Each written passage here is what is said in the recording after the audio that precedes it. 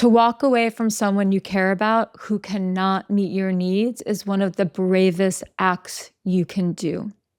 And these are not just any needs, because there's no one person, and certainly not your partner, who can meet every single psychological, emotional, physical, existential need that you have. It's just impossible. We can't project this soulmate onto someone and think this person is just going to be my everything.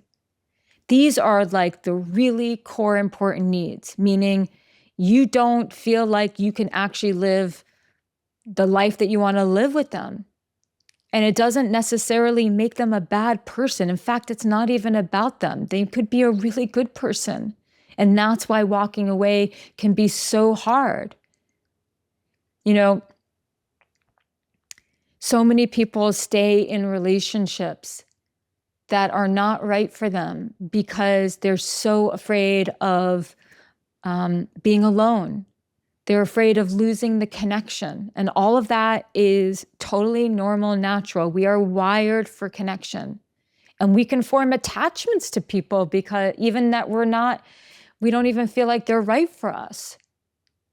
But especially if you're someone who has a tendency to stay too long, because look, here's the truth. There are some people who leave relationships too soon. It's like the moment things get difficult, they can't handle it and they walk away. And they think that that relationships should just be easy, that love is just a feeling rather than an actual action. And then they jump from relationship to relationship. And as soon as the relationship gets real, and as soon as it becomes confronting to them, then they just, it's like they fall apart. They start to blame the other person, or they blame themselves and thinking, I'm just not meant for this. And then they end the relationship. But there's a whole other pattern, and that's what I'm talking about today. And it's the pattern of people who stay too long, ignoring their strong intuition, ignoring the things that they know are right, ignoring their own needs. And they stay too long really out of fear that they don't want to they don't want to be single again. They don't want to have to grieve. And so they talk themselves out of it. But meanwhile, they're incredibly unhappy. And like I said, these aren't just any needs. These are like the core needs of feeling safe, of feeling loved, of feeling like you can build a life together. And then we get in our heads and we think, the other person, we think, let me justify leaving and make this person a horrible person. And so really the truth is, it's courageous because it might take everything you've got.